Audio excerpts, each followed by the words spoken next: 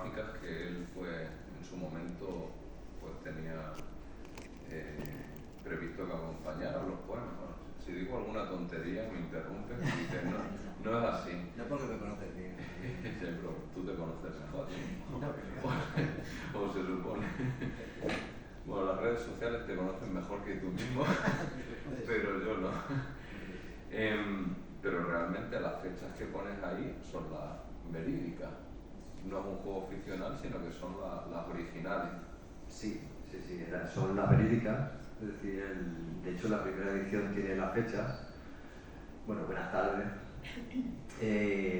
Lo que dice Mario, pues es cierto. Si por ejemplo comparáramos la segunda edición con la primera, ¿no? La reedición con la edición, pues lo que son las notas llevan unas fechas y esas fechas, por ejemplo, en la edición de la Garúa van en el índice, ¿vale? Y si coinciden, no son ficcionales. Algunas, sí tengo que decir que en esta cuestión del diario, pues como todo el que escribe un diario, en algún momento se inventa alguna fecha, porque no se acuerda principalmente. Entonces yo lo que hice en algún momento sería inventarme alguna fecha. Pero más allá de eso no hay un carácter ficcional. De hecho es un libro muy biográfico. Yo creo que es de los libros más biográficos míos. Y bueno, pues se enfilaba en una cuestión esencial entre las dos ediciones, ¿no? La primera edición pues tiene una autocensura. Yo lo cuento un poco en la introducción de la reedición de Tigres de Papel. Y esa autocensura viene porque principalmente las editoriales no me aceptaban el libro. Entonces, como no me aceptaban el libro, pues yo dije, bueno, pues vamos a quitar las cosas raras. Y a partir de quitar las cosas raras, pues veía que a lo mejor me hacían un poquito más de caso, pero te daban también negativas. Entonces iba cada vez quitando más las cosas raras.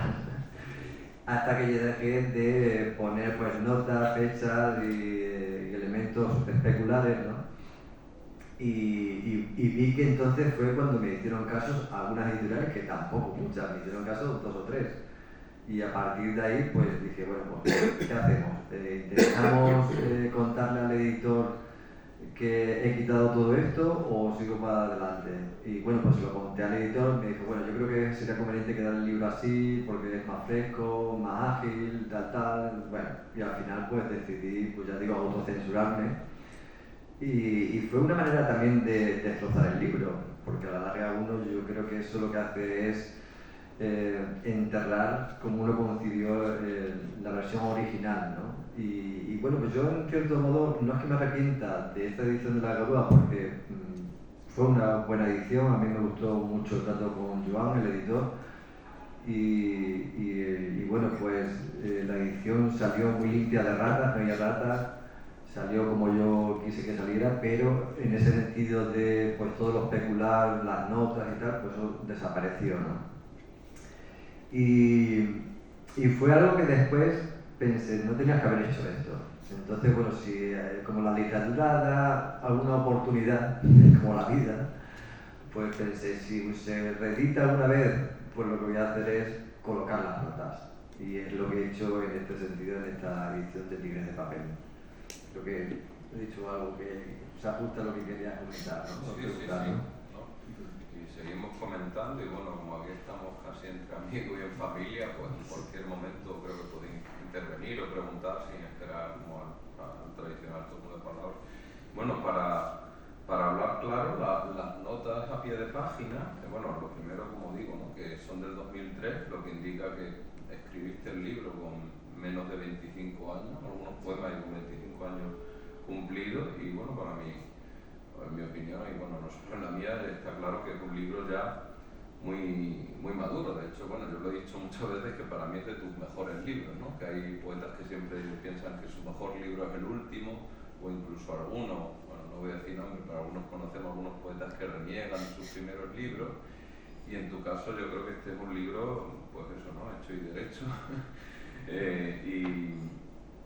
y eso, ¿no? Con gran juventud, pero claro, las notas, bueno, primero hacen explícito un tema que está en la génesis del libro y que realmente si uno lo lee pues no está claro en algún momento, y es como que bueno, que tú tuviste un cáncer y lo superaste después de una larga lucha. Bueno, algunos amigos lo vivimos, bueno, más de cerca o de lejos, porque tu hijo mayor, que bueno, obviamente, pues su compañera de vida lo vivió más de cerca. Y claro, esas notas, ahora la lectura es totalmente diferente. Entonces yo, por polemizar un poco contigo, no creo que el libro este lo destroce, o sí lo destrozaba, pero ahora que existen, pues lo que posibilita es una riqueza de lectura, ¿no? Porque puedes leer con los poemas de una lectura ahí más exenta, más formalista, menos biográfica, y en cambio la lectura, pues como nadie va a tapar la nota, pues al final pues va a leer esos poemas en clave biográfica, que como tú dices es un libro muy biográfico, pero al quitar esas notas, que bueno, habría que preguntar a Joan de la Vega por qué decía como que era más fresco, pero en realidad lo que es una poesía como, bueno, posibilita pues que cada uno que se interprete de otras maneras, ¿no? O bueno, y por otra parte creo, como yo he dicho muchas veces, ¿no? Que tu poesía es muy vitalista, creo que es lo que te distingue de la mayoría de poetas, ¿no? Que tienden mucho a la melancolía. Bueno, algunos incluso una melancolía un poco ñoña, y tú eres vitalista, pero aquí además se ve que eres vitalista en frente de, bueno, de una fase, de una cuestión de vida o muerte, ¿no? Superaste felizmente. Entonces, pues yo creo que está muy bien que existan las dos ediciones, ¿no? Y sí, bueno, quizá en un futuro exista una edición crítica que las compare las dos, ¿no? Bueno, a ver, yo lo que dices también, en cierto modo estoy de acuerdo. A lo mejor esa visión de destrozar el libro es un poquito dura, ¿no? Yo creo que lo que hacen las notas en este caso es el complemento a lo que se va narrando en los poemas, ¿no? Es decir, en los poemas, como ha dicho Mario, pues narra pues un tránsito de lo que es desde que te diagnostican esa enfermedad hasta que bueno, vas pasando por ella y bueno, pues ahí no termina la enfermedad, porque bueno, lo que es el tránsito por la enfermedad, habría otros dos libros que complementan a este, que eran Márgenes e Inclinación al Envés, que sería como el inicio de la enfermedad, el tránsito y después el final, ¿no? Que estos tres libros se reunieron en una antología que se llamaba Acorde para las Aguas Madres. Y lo que dice Mario es cierto también, ¿no? Es decir, ese complemento de las notas, yo, de hecho, cuando pensé en reeditar el libro y poner las notas o no, pensé, yo creo que sí, por una razón, porque las notas, como decía Mario, es un libro muy vitalista, pero las notas son bastante oscuras. Entonces dan ese tono de claroscuro que en el inicio tenía el libro. Porque, por ejemplo, la edición esta de La Garúa, pues es una edición mucho más vital, mucho más positiva, esconde mucho más el tema, ¿no? Y en la versión de Tigres de Papel es mucho más dura. ¿No? Se cuenta incluso más anecdótica en cuanto a, pues, por ejemplo, pues, desde que mi pareja estaba allí trabajando en un Bad Company, etcétera, etcétera. Es decir, se cuentan muchas cosas muy biográficas, ¿no? Y después también se cuenta una cosa que para mí es importante como antesala de la enfermedad, que fue el insomnio. Es decir, yo nunca he padecido insomnio, fue la única vez que padecí insomnio y fue como un acercamiento, como un símbolo, como un síntoma de lo que iba a pasar, ¿no? Fue un insomnio además atroz, de estos que no puedes dormir salvo 2-3 horas y durante meses hasta que ya pues vino la enfermedad. Y de hecho las notas narran ese insomnio. Es decir, bueno, devela esos espejismos, esa pesadez, y va haciendo pues el libro como ese juego de espejos, ¿no? Es decir, los poemas tienen esa luz, ese positivismo, esa energía, ese vitalismo también, ¿no? Pero las notas pues lo complementan, y yo dudé porque dije, va a ser como muy pesado el libro en cuanto al tono oscuro, que no me gusta nada, porque a mí no me gustan los poemas pesados, tristes, melancólicos, etc. No me gusta nada. De hecho, no me gustan nada ni vitalmente para mí. Entonces, dudé mucho en poner las notas o no. Y dije, bueno, pues al final yo creo que sí. Yo creo que la verdad fue esta, entonces pues el libro debe ajustarse a esa verdad. Así que... Sí, además, bueno, lo hemos comentado, ¿no? Hace unos días o hace unos meses, porque como esta conversación casi constante, a veces pues no sé cuándo, pero lo de las notas, que a Joan le resultaba como pesado, pues en realidad en su momento era algo bastante innovador. De hecho, Tres Luz se publicó en el 2007 y en el 2008 se publica El fósforo astillado de Juan Andrés García Román. Y ese libro lleva como una nota a pie de páginas que él llama Cuaderno del Apuntador, pero bueno, ese libro que tuvo bastante éxito en lo que es el mundo poético, no tampoco se vendieron 1000 ejemplares, pero fue una de las cosas más celebradas, ese Cuaderno del Apuntador. Incluso luego se hizo una edición exenta traducida del italiano solo del Cuaderno del Apuntador. Y en cambio, claro, o sea, tú en cierto modo ya habías hecho, bueno, no un Cuaderno del Apuntador, pero sí de pues, unas notas que hacen ahí un contrapunto y además, como bien has explicado ahora, ¿no? Como un contrapunto sombrío, ¿no? Es casi como, es como si te desdoblaras ahí entre el sombrío, que también entiendo que es una cosa que nos pasa cuando estamos enfermos, ¿no? Como que hay una parte de nosotros que está por venirse abajo y otra que quiere luchar, ¿no? Bueno, sobre todo cuando uno es joven, ¿no? Y tiene energía. Entonces, pues bueno, desde ese punto de vista, Joan, pues, aunque al que aprecio mucho como tú, pero poca vista tuvo, ¿no? De no ver la novedad de las notas a pie de página y decir que no, que el libro está más fresco así, no sé. Bueno, yo creo que Joan y yo al final decidimos dejarlo así porque era como lo más fácil ya, ¿no? Es decir, había llegado un punto en el libro en el que se iba a editar y era como, estuvimos dudándolo, Joan también dudó y dijimos, bueno, pues ya que está el libro, ya estaba incluso ya maquetado, no se podía volver para atrás, ¿no? Fue como, bueno, ya que hemos tirado para adelante, nos vamos a quedar aquí en este sitio. Y fue ya creo que más una cuestión, pues nada, que lo dejamos así, decimos, bueno, yo creo que ya no es el momento y si decidimos reeditarlo algún día, pues se pueden sacar las notas.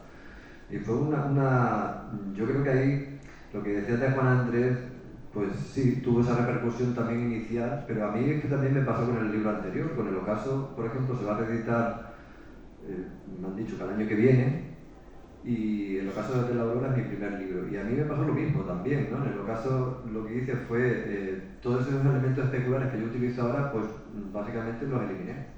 Porque El Ocaso incluso fue peor todavía, porque nadie lo aceptó. Sial, pero bueno, Sial fue al final, y incluso como una ayuda, que quitaron la ayuda, porque se retrasó el prologuista, quitaron la ayuda, no lo iban a publicar y vamos, estuvo como un libro, vamos, nada, lo editaron en extremo, vamos, es decir, hubo un momento en el que yo pensé que no lo iban a editar nunca. Y fue un libro que yo ahí sí que para mí consideraba mucho más rompedor que Tres veces Luz y vi que todos aquellos elementos no funcionaban en cuanto a la recepción editorial. Es decir, los elementos especulares han empezado a funcionar a partir de Inclinación al Inverso, que fue un libro que le editó Pretextos y fue un libro también que tuvo muchos problemas porque ese libro no salió como yo también lo tenía, porque claro, ese libro era muy pequeñito, era como la mitad de este libro y claro, cuando empezamos inicialmente el prólogo de Juan Andrés a ver cuánto cabía en la paginación, se hacían casi 80 páginas. Y me dijo la diseñadora, me dijo, tenemos un problema grande, pero además muy grande. Decía, el libro va a aumentarse en paginación lo que no habíamos considerado, pero para nada. Entonces los costes también eran muy grandes. Entonces dijimos, ¿y qué hago? Pues me dijeron, bueno, pues coloca las notas al final. Los poemas los tuvimos que hacer en prosa, algunos. Es decir, tuvimos que hacer casi como Juan Ramón, que pasaba los poemas en verso a prosa, y algunos incluso de verso a hacerlos de otra manera. Entonces fue un encaje de bolillo en una edición que es muy expansiva a una edición, una cajita casi de música, ¿no? Yo siempre he tenido problemas con las ediciones, siempre.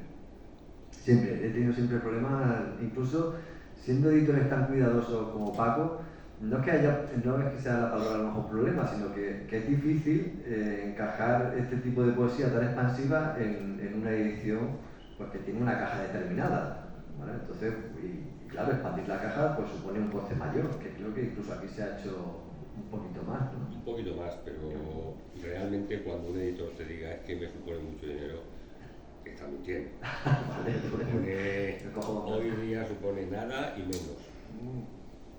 Pues si tienes que aumentar el formato y pasar a un formato sábana, sí. Pero... Sí, por ejemplo, a mí también me ha pasado con una edición de pretextos, la de Testigos de la Utopía, que empezamos con las marginalias, y claro, al poner las marginalias iban a los lados, y claro, la caja se tenía que ensanchar. Pero no solo eso, sino que el diseñador tenía que hacer el ejercicio de cómo colocar la marginalia con el verso. Entonces era un problemazo. O incluso también empezar a hacer las figuras este tipo caligramas, ¿no? Es que ha sido un ejercicio de intentar ver cómo el diseñador lo hacíamos porque era muy dificultoso. Entonces todas las ediciones han tenido problemas, todas. Yo no he conocido todavía ninguna edición que no haya tenido ningún problema. De hecho me he planteado de decir, bueno, pues voy a hacer los versos, los poemas más normales, porque así no tengo de estos quebraderos de cabeza, ¿para qué? Pero bueno, yo creo que Joan hizo un trabajazo, eso hay que decirlo, hizo un trabajazo, yo estuve muy contento con él, la edición a mí me encanta, él apostó, pues nada, en su momento la Garúa había publicado yo creo que 10 libros o algo así, era una editorial muy inicial que estaba empezando y a mí, vamos, un agradecimiento total, ¿no? Yo creo vamos a leer algún poema que creo que, aparte de charlar un ratito y hablar del libro y de, bueno, temas especulares, ¿no? Porque venimos de pues, especular y todas estas cosas, pues vamos a leer un poema. Voy a empezar, lo que decía Mario, me voy a retrotraer a lo que decía Mario de que él consideraba que era mi mejor, o de mis mejores libros, o el mejor. Y yo, o de los mejores. Yo, fíjate, a mí me pasa una cosa con este libro desde hace muchos años, no solo cuando se ha reeditado, sino desde hace muchos años, que casi siempre en las lecturas leo los mismos poemas y casi siempre son de este libro. Es decir, que podía leer de los de pretexto y tal. De hecho, del último libro de pretextos no he leído. Es que no me gusta leerlo, no sé por qué. Y de hecho vuelvo siempre a estos mismos poemas, como que vuelves siempre a casa, ¿no? Y bueno, pues será porque a lo mejor pues, te sientes cómodo con los poemas. Aparte de las notas, ¿has variado algo el texto del cuerpo de los poemas en sí? No, nada. De lo que es hacer alguna versión, alguna reescritura... ¿Alguna palabra?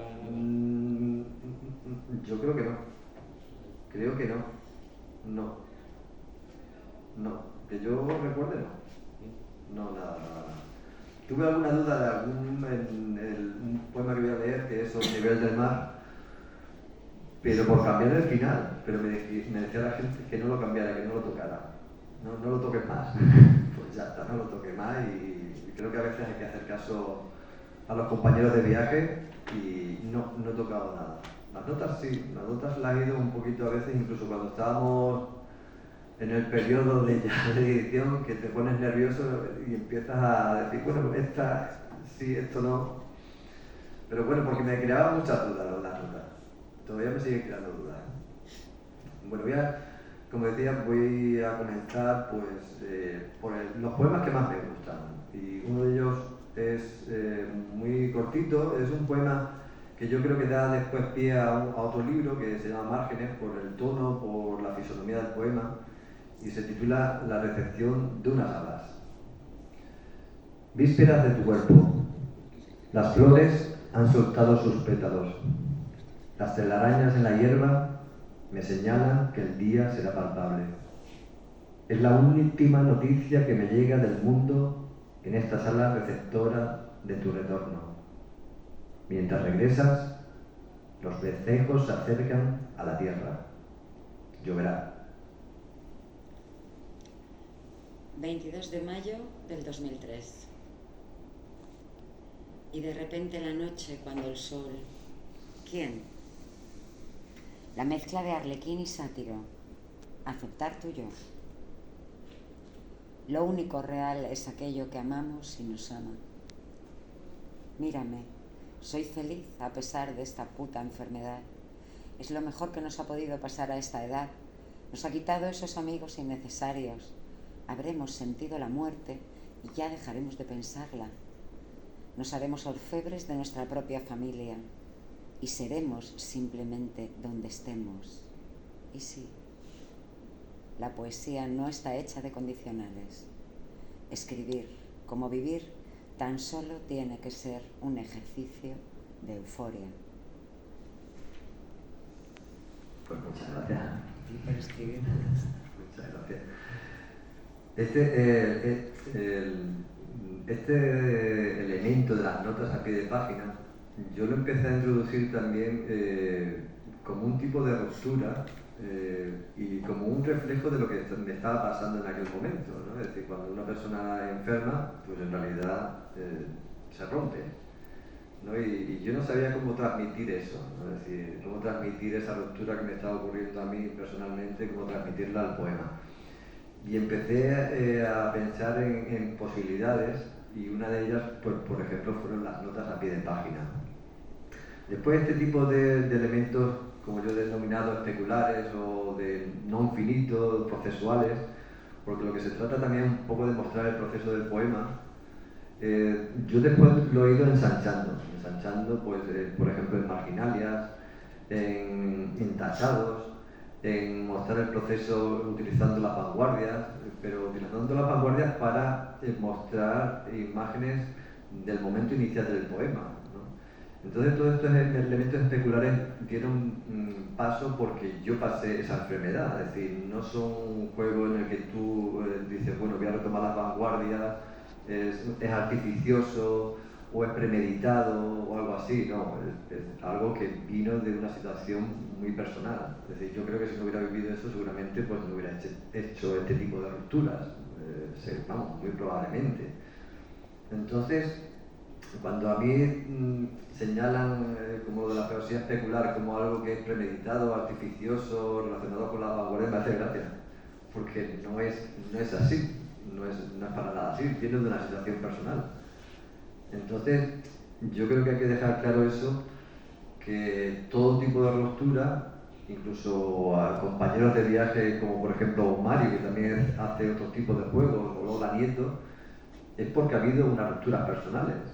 Es decir, yo creo que eso es algo obvio, pero que muchas veces pues, la gente lo toma como algo artificioso o como un remedio de la vanguardia, y no es para nada el caso, ¿no? Voy a seguir con un poema que se titula La lucidez de la cadena. Esta noche comprende su verdad. Turba esta noche la orfebrería de las horas y la aventura por sus páginas. Sin embargo, no deja de ser el hilo en que la luz enlaza sus destellos, por la caída de la piedra en la fuente y sus círculos. La lucidez no tiene recompensa. El juicio que los pasos nos enseñan, un sentimiento continuo y crónico de irrealidad. Las alas, el cansancio, las estrellas, son tangibles y reales. La aguja y las pupilas manchan. Es un problema y una compañía ser hombre. Esta noche comprende su verdad. Algunos perros ladran esta noche en su mente y las calles parecen extenderse desde aquí como un cáncer luminoso. 29 de julio del 2003. Yo escribí poesía para saber rezar la belleza del mundo. Qué terrible fue el símbolo de las alas, pues supuso la integración en el ensueño. Como todos creíste en la perfección de las palabras. La costumbre de regresar hacia ella, ¿quién? Me ha hecho brillar sobre unos crisantemos. Una noche más para otro naufragio. Multiplico la luz de cada astro con el color de sus deseos. El rodar del nuevo sol se escucha adentro, muy adentro, tan adentro que cerramos los ojos en la luz. La máscara neutra ya desapareció. Pues muchas gracias también, Paco, por tu lectura, por acompañarme a co-crear el poema. Porque lo que ocurre también después con esto de la poesía especular o poesía no finito es que necesita las lecturas pues como un coro. Es decir, yo después con este tipo de poemas, no solo esto, porque estos incluso parecen sencillos en una lectura, pero después cuando empiezas a poner poemas que tienen degradados, que las palabras van degradándose, que por ejemplo hay tachones, que por ejemplo pues hacen lo de las marginalias, es decir, muchos más elementos, ¿no?, especulares. Es decir, uno se pregunta, pues, por ejemplo, cómo se lee un tachado o cómo se lee un degradado. Es decir, eso es un problema, porque claro, no da una visión real de la lectura. Porque todavía hacer como una especie de coro está muy bien, pero claro, es decir, cuando empiezas a meter ese tipo de elementos te planteas cómo se puede hacer una lectura con esa retórica, ¿no? Es decir, ¿cómo se leerá un tachado? Pues yo todavía no lo sé. O cómo se lee un degradado. Vale, pues estoy en ello. Estoy pensando. Bajando la voz. Bajando la voz, a lo mejor poniéndose, yo qué sé, una mordaza o algo así, ¿no? Sería como un poquito... sí, una performance, algo escénico. Pero claro, para eso hay que valer. Y yo creo que... No, lo de actor todavía no me ha llegado. No. De hecho, estoy pensando en contratar actores para los heterónimos, pero no. Yo no. Bueno, vamos a proseguir. Vamos a proseguir con un poema que yo siempre leo en todas las lecturas y me di cuenta cuando estuve en Colombia que no paraba de leerlo. Es decir, hubo momentos en que solo leía este poema. O sea, normalmente, de hecho yo pensaba, digo, bueno, la gente que estamos aquí en Colombia solo va a escuchar siempre este poema, pero me daba exactamente igual. Hubo como un bucle ahí y siempre leía este poema, ¿no? Yo creo que me he quedado ya en este poema solo del libro. Y creo que únicamente en toda mi carrera poética me voy a quedar en este poema. Porque me gusta muchísimo y yo siempre lo digo que es el único que salvaría de toda mi poesía, ¿no? Y también siempre lo digo, es un poema que salió del tirón, que normalmente en pocos poemas, por lo menos a mí, me salen de un tirón, porque siempre corriges algo, alguna cosita. Que lo que decía Dionisio, por ejemplo, en este caso, es que ni siquiera se retocó nada. Yo creo que una palabra, lo de dádivas, porque tampoco sabía eso de dádivas, pero bueno, quedaba bien métricamente. Y bueno, lo puse ahí, pero todavía dudo de esa palabra porque me parece un poco anticuada. Pero por lo demás salió, ya digo, del tirón. Sobre el nivel del mar. Ansío toda luz porque un día fijé el mundo con mi dedo índice. Y amo el correr de los ríos porque de algunos peces aprendí hondura. Fueron mis ojos quienes miraron por primera vez que en la caída de los astros se escondían un niño y una rueda. Siempre me hice invisible cuando los hombres pusieron sus manos sobre mi fingida presencia. Y cuando tuve un brazo que parecía un ala, las flores que brotaban en los tejados me otorgaron las dádivas de un vientre. Esta es la única verdad que he conocido. A 2000 pies sobre el nivel del mar, la marcha de los pasos termina de orbitar y el frío aumenta nuestra lucidez. La respiración es lenta, como la vida en las montañas y en las ermitas. El corazón renuncia a cualquier renuncia y la única doctrina es la fecundidad. Nuestro propósito es crecer cuando creamos y amar a cuanto no desgarre, alimentarnos de nosotros mismos y no golpearnos en soledad. Y que cada vez que el mundo sea la primavera, nos despojemos de cuanto fuimos y seremos, formando la columna que enlaza nubes, espacios y semillas. El truco no es difícil ni complejo, solo se necesitan algunas dosis de serenidad, concentración y sencillez. A 6000 pies sobre el nivel del mar y subiendo, los ojos van perdiendo su nostalgia y para no cegarnos, tengo que demostrar mi destreza en las diferentes artes de la distancia. Y para que no se dilaten las venas, el oxígeno tiene que ser lo más escaso posible. Se aligeran las manos, los pies, el pecho, los lastres se reducen. Las personas que un día me nombraron hacen el mismo ruido que las hormigas. Sigo el rastro de los cometas, de las galaxias que comienzan cuando un huevo se rompe, de esa gracia tan tuya de armonizar mis extremos.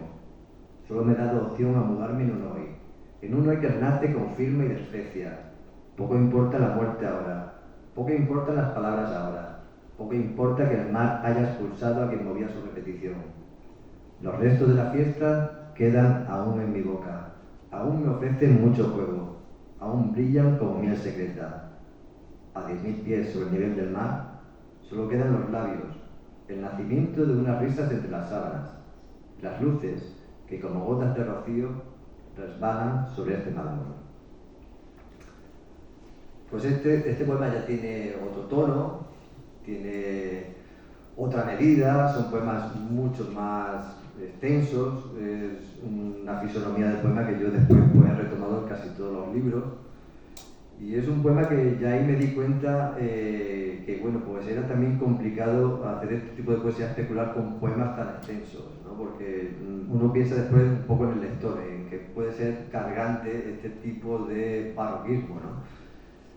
Pero pienso un poco en el lector, pero después ya me da igual, porque digo, bueno, voy a hacer lo que me dé la gana, que es lo que tiene que hacer yo creo que un poeta al final, ¿no? Un poco lo que le dé la gana.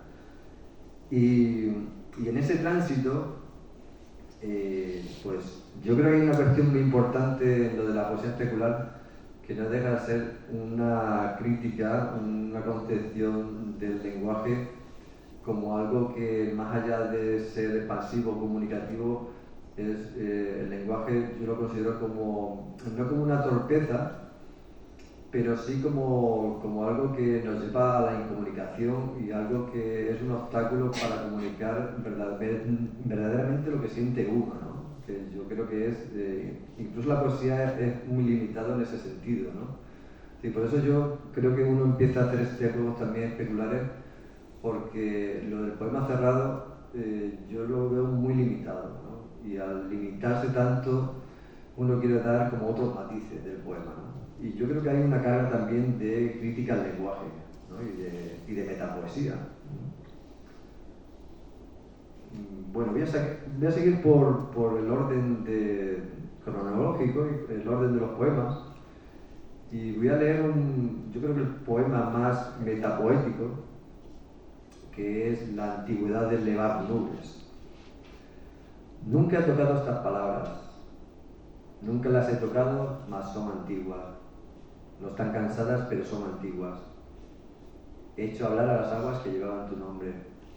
He hecho hablar a los árboles que desde el corazón se bifurcaban en picos, hojas y mediodías, y se multiplicaban por el aire. Me han contado que nunca había tocado estas palabras. Me faltaron siglos para poder abrir sus puertas, porque tuve que saborear ortigas y bucear hasta el coral que fue mi caballera.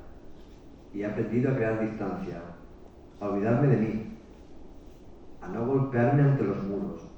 El dolor enseña, la sangre enseña y comunica, las nubes nos habitan y enseñan.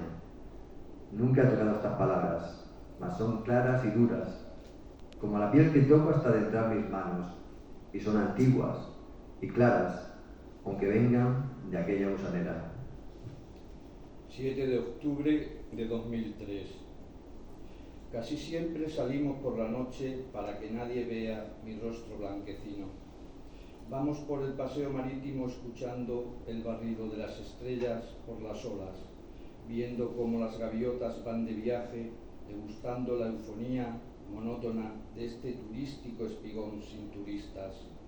Otras veces tan solo voy a esperarte al trabajo de comida rápida y me detengo en el chiribiri de la negrura de cada grito interior para descifrar las contraseñas de esta temporada en el infierno. Pues muchas gracias, Javier, por co-crear el poema, porque al final este tipo de poesía pues lo que hace también es tener en cuenta al creador, ¿no? Al creador que va parejo también, porque al final el poema no lo crea solo una persona, ¿no? Y eso lo sabemos todos. Al final, cuando por ejemplo uno empieza a hacer un poema, pues se lo da a sus amigos, se lo da a su pareja, ¿no? Y se lo da incluso a su editor también puede hacer sugerencias. Y entonces también me di cuenta de que solo poner el poema únicamente de principio a fin sin tener en cuenta a todas esas personas me parecía un poco para mí, porque esto después cuando uno hace una propuesta no va contra nadie, sino que para mí, en mi poesía, me parecía un poco pobre, ¿no?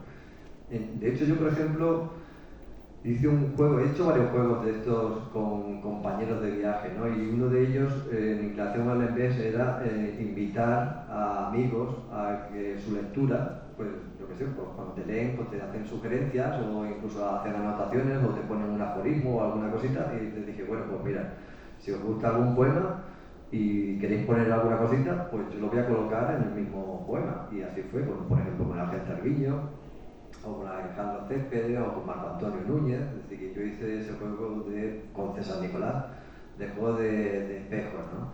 Incluso llegué un poquito más lejos en Testigos de la Utopía, porque Testigos de la Utopía tenían notas a pie de página, marginalias y notas al final. Y en las notas al final acabó ese libro, Testigos de la Utopía, con una nota del editor.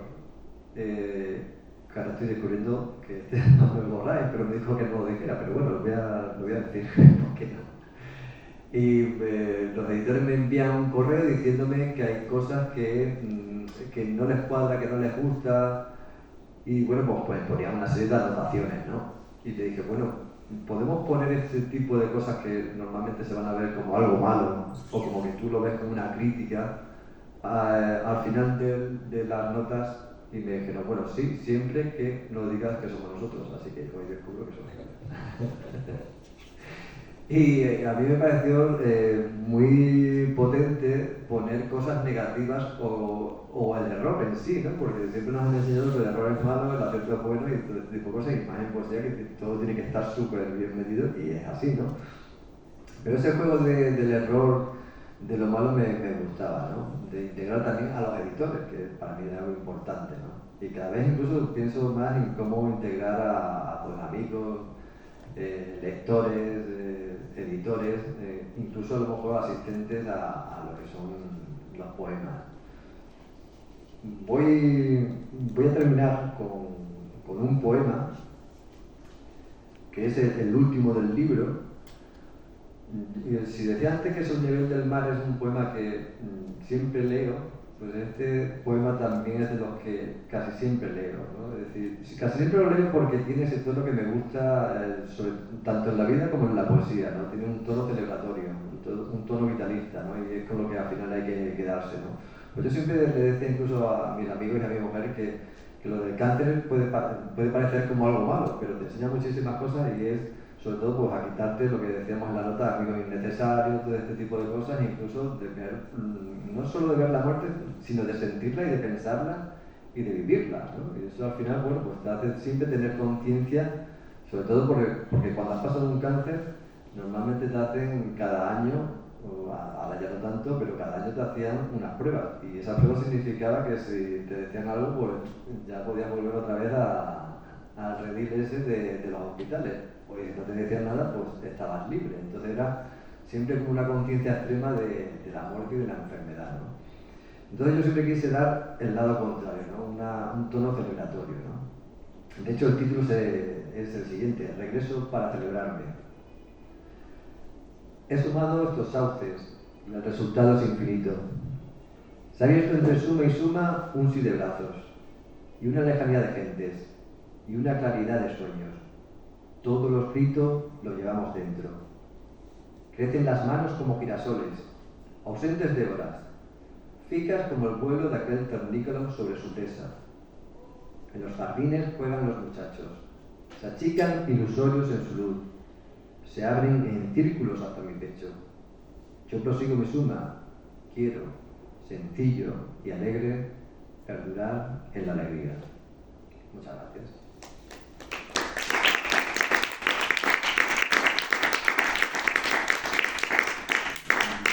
Bueno, yo creo que sí. A mí lo que más me gusta de la lectura son las preguntas o las reacciones o lo que dicen en Latinoamérica los conversatorios, ¿no? De la conversación.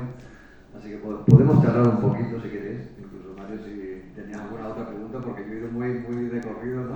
Entonces, no. Tenía otra, pero así que ahora que pregunten otra. Ahora que pregunten. Sí, Javier. Sí, yo quería preguntarte, porque bueno, yo conozco pues, tus libros, tu obra, y conozco Inclinación al B, y conozco cómo se compuso, ¿no? Cómo hubo que llevar al final, que para mí, pues la verdad es que para un lector yo entiendo que supuso cierta incomodidad en la lectura del libro, aparte de su formato, más allá de la belleza, que a mí me parece una edición bellísima. Pero leyendo la nota del poema que tú has leído, a mí me da la sensación que es una continuidad, es decir, que es el continuum del propio poema. Más allá, en ese caso a lo mejor porque la nota viene como sobre los versos finales, o no lo sé, pero a mí me parece pura poesía. Es decir, le faltan simplemente las pausas versales. Sí. Pero ¿hasta qué punto eso no hubiera funcionado o no funcionaría de la misma manera o mejor unido al propio texto, al propio cuerpo del poema? Sí, que si hubiera sido mejor encajarlo ahí. Yo no pregunto, no Sí, afirmo. bueno, sería como, por ejemplo, lo que has dicho inicialmente es lo que estábamos comentando en la edición. Esa edición, como decías, tú la tienes muy pequeñita, y incluso después, a mí no me gustaba cómo quedaban las notas finales porque, claro, la letra era muy pequeñita. Entonces, es una edición preciosa, pero yo creo que no quedaba bien, sinceramente, siendo también bastante crítico, ¿no? Yo creo que no quedaban bien. De hecho, yo cuando, por ejemplo, ha salido la antología Con permiso del olvido, ahí ya sí he dicho, aquí voy a hacer lo que yo tengo que hacer, no ajustarme a la caja o este tipo de cosas. Que hubiera quedado bien a lo mejor dentro del poema, posiblemente, a lo mejor como pues, bueno, algún separador o alguna cosita así, sí. Y incluso después también me han propuesto como quitar todas las notas y publicarlas de manera conjunta. Sí, eso es una cosa que me han propuesto hace poco. Sí, porque han visto que hay muchas notas y tal, y dice, bueno... Yo te comento, o sea, en este poema en concreto, no te estoy hablando probablemente en general, no funciona así, pero al leer el poema y la nota, me ha dado la sensación que era un continuum, o sea, continuar el texto porque es muy lírica la nota. Sí, de hecho el título ya en sí lo decía, ¿no? Inclinación en vez era como el en vez de todos esos poemas. Yo le quería dar ese lado, ¿no? Es decir, porque después, por ejemplo, eso lo hice en márgenes, que ponía separadores y iba separando los poemas por asteriscos, ¿no? Que eran como lo que tú dices, un continuum, ¿no? Pero yo quería darle como más ruptura, ¿no? Es decir, simplemente también por no parecerte a cierta visualmente, porque era un tipo de cosa que se podía relacionar con la poesía del silencio, entonces era como una manera de ir desmarcándote un poco, ¿no?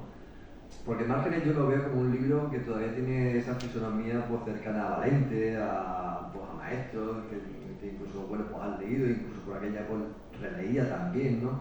Fragmentos de un libro futuro, no Amanece el cantor, ¿no? Es decir, a mí son libros que me han influido mucho, entonces era como, tengo que desmarcarme de esto como sea. Y de hecho ese libro lo veo, me gusta, pero es como, no, me recuerda demasiado a cierta gente. Y es un libro que es mucho más luminoso, está hecho en Palma de Mallorca cuando ya pasa la enfermedad y tal. Y incluso ganó el premio Villa de Cos, que fue cuando yo empecé pues eso, un poco a estar dentro de pretextos, ¿no? Pero no es un libro, yo para mí es el libro más, iba a decir una palabra que me ha venido a la cabeza, anodino, pero no sería el caso. Es el libro a lo mejor menos rupturista, más simplón, y fíjate en el que ganó el premio. A lo mejor será por eso, porque hay que ser simplón para ganar el premio. Puede ser. Bueno, ¿alguna cosita más? ¿Algo que comentar? Bueno, aquí tengo a mi editor. Fíjate, te quería preguntar yo a ti. Se me ha ocurrido ahora. ¿Por qué hasta luego, Dionisio. ¿Por qué, por ejemplo, lo de la reedición, que es un riesgo bastante grande y yo creo que para mí es un honor, este momento es para darte también las gracias, porque yo creo que una reedición es una manera también de revivir al libro y de poder ser lo que uno quiere ser, ¿no? Es decir, inicialmente darte las gracias y también preguntarte por qué motivo. Pues mira, como yo parto de la base, nosotros cuando montamos la editorial partíamos de un presupuesto evidente, y es que hay más poetas que lectores y por tanto la poesía no lee ni Dios. O sea, cuando te encuentras algún compañero que te dice voy por la tercera edición, ya, pero de 45 ejemplares. ¿La tercera edición de cuánto? No, de 1000. No jodas. Hostia, pues eso que no se entere Pepe Hierro porque le da un pasmo. Como ya partíamos de que pues la poesía es algo absolutamente pues, marginal, por decirlo de alguna manera, optamos por vamos a publicar lo que nos dé la gana, cuando nos dé la gana, hasta donde podamos llegar. Que somos capaces de aguantar 3 años vivos, bueno, pues ya llevamos 11, y publicando lo que queremos más allá de los cánones, entonces publicamos en su día con tu heterónima Jimena. Sí. Por cierto, ese sí, ahí sí, si alguna vez te pasa con otro editor, esas fruslerías de la cubierta, de la solapa, aparece tu nombre detrás del de Jimena y tal, eso sí encarece un libro. Sí. Pero fue una idea de Mara que me pareció perfecta y tiramos para adelante. Pero cuando un editor te cuente una milonga de no, es que, macho, que un libro te haga 6 páginas más en ediciones en digital, Sí. igual en una tirada de 300 te supone 6 euros. No, yo te tengo que contar una cosa, Paco, que me faltan 50 páginas para terminar un ensayo sobre la heteronimia y he metido gran parte de las conversaciones que tuvimos en su momento sobre Jimena Alba, te lo comunico aquí, porque creo que daba también una visión muy buena de todo lo que fue ese proceso de ese libro, contándolo la búsqueda que tuvimos desde el anonimato, desde poner el troquelado, desde cómo después se gestó las partes del libro, cómo se gestó incluso la propia heterónima, ¿no? Cómo después hubo una rata que tuve que subsanar y que a mí después la subsanación me gustó mucho porque era por poner que había vivido en cualquier lugar y que no importaba el lugar y me gustó mucho ese juego también, ¿no? Y yo también te tengo que decir que para mí ha sido de los mejores editores, de los que mejor me has tratado, porque el mundo editorial es fino. Entonces, Hay de todo. hay de todo. Sí, sí. Y Paco es un buen editor, un gran editor. Te voy a contar una cosa, esto tampoco se lo he contado a nadie. Cuando me dijiste que querías publicar 3 veces Luz, yo tengo un chat con Mara, Sí. permanente, ¿no? Que cuando nos llega un original, pues lo leemos. Y yo le dije, Julio César está interesado en publicar la reedición de 3 veces Luz. Dice, eso cuando lo publicó, digo, pues no, en La noche de los tiempos con Joan. Que le has dicho que sí, ¿no? Esto fue lo que me dijo. Y Mara es la persona más seca del mundo y más borde con los libros, que dice, ella lo lee en diagonal y dice, esto que te han mandado es una mierda. Y te lo dice así. Y me dijo, le has dicho que sí, ¿no? O sea que, pero esto entre nosotros, o sea que no llegue a ella porque va a decir, ¡ay, no sé qué cosa! Viniendo de Mara, como dices, que hace muy Sí, tajante, muy seca y es segoviana total. O sea, para mí, vamos, un honor mucho mayor todavía. A nosotros nos gustó mucho publicar en su día a Jimena, y además fue muy divertida toda aquella edición, que aquí sí que había versos largos, que había que darle unas vueltas para la maquetación y tal, me volvió loco, Sí. pero esto Sí, ya... sí, yo lo cuento, he terminado el ensayo contando un poco eso. Sí, Bueno, sí. es que te diré, a modo de inciso, que Paco es un maquetista, lo ha sido siempre y ha trabajado en la mejor editorial del mundo. Es un maquetista excelso, Sí. y ha sido luego jefe de maquetistas y es muy muy bueno. Entonces, él no tiene problemas cuando le llega un libro difícil de maquetar si le gusta, porque el trabajo lo va a hacer él. Entonces, si el libro le ha gustado y es un caligrama y está 3 horas haciendo esto como a él le ha gustado, Sí. sarna con gusto no pica, Hemos ¿no? Y publicado eso uno de- rara vez se da que el editor sea el que lo está poniendo en pantalla. Hemos publicado este año uno de Manuel Gerardi, un Sí. poeta venezolano, jovencito y tal, y me mandó el libro y yo lo leí en diagonal y dije, coño, me gusta, lo publicamos. Y dijo, joder, pero lo has acabado. Digo, bueno, estoy con ello, pero me gusta. Y dice, ¿has visto lo del caligrama? Digo, he pasado por alto. Dice, es que hay uno que es un poco complicado porque es que es un árbol y es que es el poema, y en el poema dibujo un árbol con unas ramas, y eso de maquetar, me tiré una mañana maquetándolo para que quedara bonito, pero cuando se lo mandé flipaba el chaval. Claro. Él está tan Hostia, contento. qué bonito Un ha editor quedado, normal tío. que tenga que pagar a un maquetista que esté toda una mañana para maquetarte un solo poema, pues Pero que no... A mí me pasó con un poema de Pequeña Formación del Universo, que había unas palabras que estaban como una lluvia, pero ya, bueno, yo lo había puesto así porque no sé qué diseñar. Entonces dije, bueno, pues voy a intentar imaginarme como cuando te vienen las palabras sueltas inicialmente para crear un poema. Y yo ese poema pertenece al primer día que se publicó Isla de Sitolá. Y en aquel entonces estaba Ferran Fernández como diseñador, y cuando lo ve Ferran dice, ¿pero tú realmente quieres ponerlo así? Es decir, porque inicialmente eran 3 movimientos, uno era ese, ¿no? Como una lluvia de palabras, después hacía otro movimiento con tachados, errores y tal, y después estaba el poema bien hecho, ¿no? Y le dije, pues mira, realmente no, yo he hecho lo que he podido, pero yo no me lo imagino así. Y pasó de estas veces que estás leyendo y pasa un poema de un peruano que se llamaba Alberto Hidalgo, que era un círculo con muchas palabras y se llamaba jaqueca. Y le dije a Ferran, mira, esto es así, así tiene que ir las palabras. Y claro, imagínate, diseñar todo eso como un círculo con todas las palabras grandes, pequeñas, tal.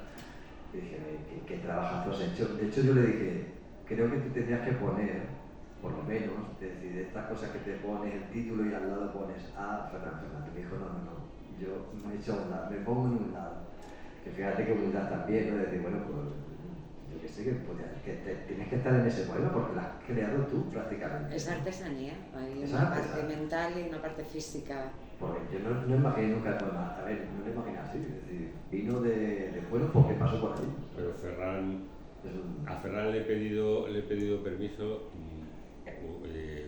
tenía una frase que a mí me gustó, dije, te la voy a robar, ¿para qué? Como título de mi próximo libro. No, vale. Sí, O sea, no tiene ese despojamiento, ¿no?